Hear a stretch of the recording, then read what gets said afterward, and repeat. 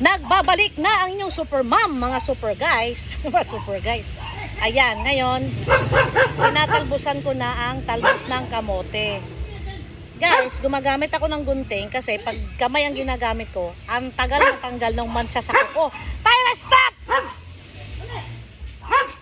Tikman yung Tyra na to, ayan.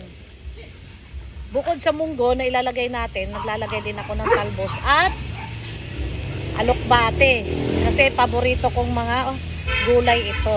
Ayan. At saka pag gumamit ka ng gunting, mas madali. Mas mabilis ang paghimay. Ayan o. Hindi to sa pag-iinarte guys ha. Ayaw ko lang mamantsahan yung kuko ko kasi ang tagal matanggal ng dagta ng kamote. Ayan. Kaya, na-invento ko na gamitan ko ng gunting. Siguro hindi lang naman akong gumagamit ng gunting pag nagtatatalbos.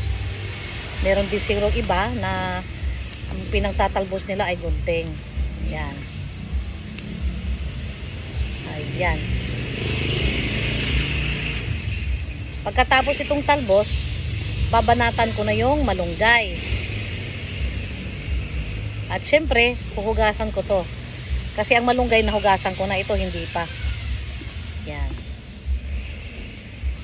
Alokbati, my favorite. Yan. Diba guys, ang bilis. Mas mabilis pag gumamit ka ng gunting. Diba? Hindi to pag-iinarte guys ha. Technique lang to para hindi magkaroon ng dagta. Ayan oh, kulay green oh. Hindi magkaroon ng dagta ang kuko mo, kamay mo. Ngayon,